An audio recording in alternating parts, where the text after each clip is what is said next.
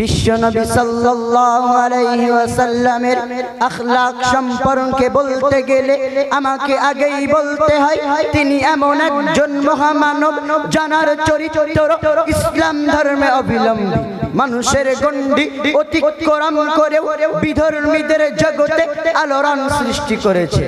জানার নজির মাইকেল এইজহার্টের কথা তিনি দ্য 100 মনীষীর জীবনী লিখতে গিয়ে সুপরসারী চিন্তা ভাবনা দ্বারা দেখলেন, যদি আমার এই বইটি শুরু করতেই হয় তাহলে মুসলিমদের নবী সাল্লাল্লাহু আলাইহি ওয়াসাল্লামের জীবন চরিত্র দিয়ে শুরু করলেই এই বর্ষটি পাবে।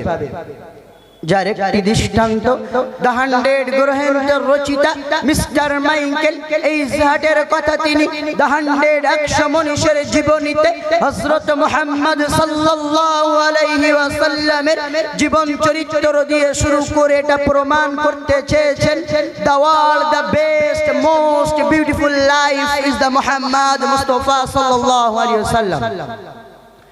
প্রিয় শ্রোতা মণ্ডলী, তিনি তার সুমহান চরিত্র দ্বারাই আজ থেকে 1400 বছর পূর্বে যে সময় আরব দেশের মানুষ ছিলেন নেকড়ের চেয়ে হিংস্র, অজগরের চেয়ে বিষাক্ত, কুকুরের চেয়ে লোভী, শুকরের চেয়ে নিকৃষ্ট, শিয়ালের চেয়ে দ্রুত, মানুষকে মানুষ বলে মনে করতো না, নারী জাতির ছিল না কোনো মর্যাদা, ফুলের ন্যায় ফুটফুটে নয়নের মণি কন্যা সন্তানদেরকে জীবন্ত দাফন করা হতো। এমন একটি বিভৎস সময়ে বিশ্বনবী সাল্লাল্লাহু আলাইহি ওয়াসাল্লাম তার সুমহান চরিত্র দ্বারাই পৃথিবীর বুক থেকে অশান্তি, অন্যায়, অত্যাচার, বিচার, অবসান ঘটিয়ে পৃথিবীর বুকে শান্তির প্রতিষ্ঠা করেছেন। ধৈর্যশীল শ্রোতা মণ্ডলী, শুধু তাই নয়, তার চরিত্র শিশু, কিশোর, আবাল, বিদ্যা বনিতা সকলের জন্য মডেল। তিনি একদিকে যেমন ছিলেন দয়ালু, পরোপকারী, অপরদিকে ছিলেন অন্যায়ের বিরুদ্ধে কঠোর, কিন্তু তিনি প্রতিশোধে বিশ্বাসী ছিলেন না। জানার নির্দেশন মক্কা বিজয়ের দিন সমস্ত শত্রুদেরকে হাতের মুঠোয় পাওয়া সত্ত্বেও দীপ্ত কণ্ঠে ক্ষমার ঘোষণা করে দিলেন। প্যারে হাজিরিন, এক কথাই বিশ্ব শান্তির মহামানব হত্যা, লুণ্ঠন, নির্যাতন, ধর্ষণ, মদ, জুয়া সব কিছুর অবসান ঘটিয়ে নতুন ভাবে সাজালেন এই ধরাকে, বেহেশতের শান্তির রং তুলিতে সচিত্র করলেন মানব সমাজকে। জানার নজির পৃথিবীতে আরেকটি আছে কি আমার জানা নেই।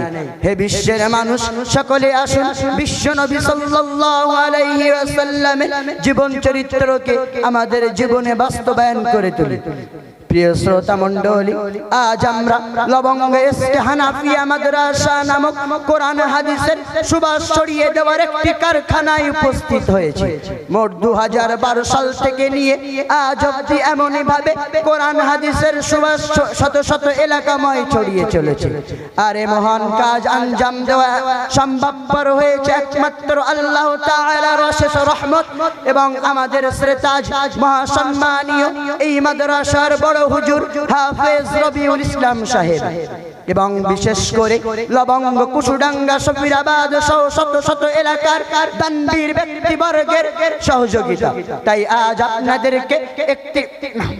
আজ আপনাদেরকে একটি কথা অবগত করতে ইচ্ছে করে যে এই অল্প কয়েকটি বছরের মধ্যে এমন বৃহত্তম পর্যায়ে পৌঁছানো একটি নাজিরবিহীন দৃষ্টান্ত।